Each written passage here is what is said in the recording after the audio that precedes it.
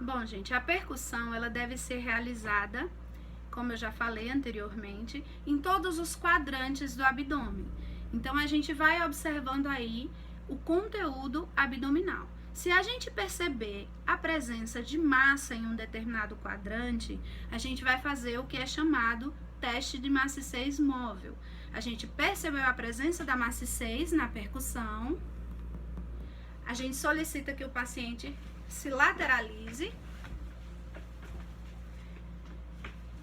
percutimos novamente a região, e se essa maciez ela der lugar a um timpanismo, indica de que o conteúdo era móvel, ou seja, de que existe muito líquido nessa região, o que é uma possibilidade de ascite. Se essa maciez permanece fixa, então é só massa mesmo.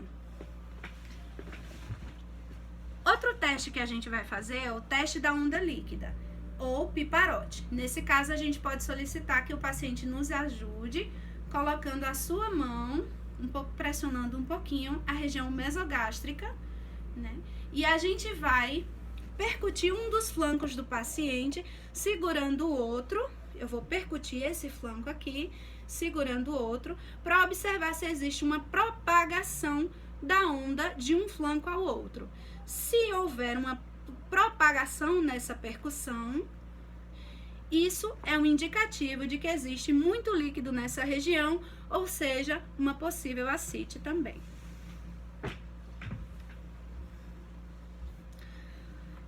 Em relação às delimitações dos órgãos, a gente sabe que o fígado é um órgão perceptível pela sua solidez. Então, a gente vai fazer o que é chamado aí hepatimetria, que é a medição do fígado por meio da percussão. A gente inicia da linha hemiclavicular direita, a gente inicia a percussão de um local que a gente sabe que é mais timpânico, ou seja, pode ser aqui da região do quadrante inferior direito, a gente vem percutindo dessa maneira, até observar a maciez. Observou a maciez, o início dessa maciez, a gente encontrou aqui o início do lobo inferior direito do fígado do nosso paciente. A gente pode estar fazendo a marcação desse achado, né? Podemos continuar percutindo, observando, né, onde essa maciez vai dar lugar ao timpanismo. Onde a maciez dá lugar ao timpanismo, a gente tem aí a parte superior, a delimitação da parte superior do fígado, né, do lobo direito do fígado. Agora a gente vai fazer a medição do lobo esquerdo do fígado do nosso paciente. Da mesma maneira, percutimos de um local mais timpânico,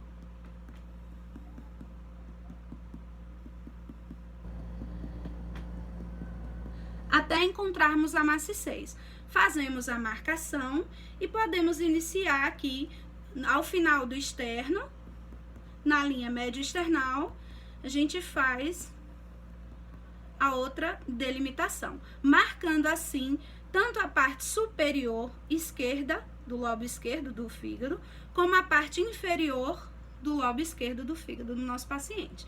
Temos então aí 4 marcações que nos dão aí a delimitação total do fígado do nosso paciente. O lobo direito ele deve ter de 6 a 12 centímetros. Já o lobo esquerdo ele deve ter de 4 a 8 centímetros. Outro exame que a gente vai fazer é a respeito à delimitação do baço.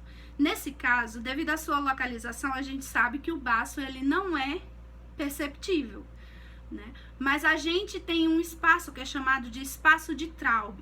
Ele fica localizado aqui na linha axilar anterior, nos 2 últimos espaços intercostais do nosso paciente, mais ou menos aqui. Esse aqui é o que é chamado espaço de Traub. A gente vai percutir esse espaço para perceber se existe aí uma maciez que não é normal.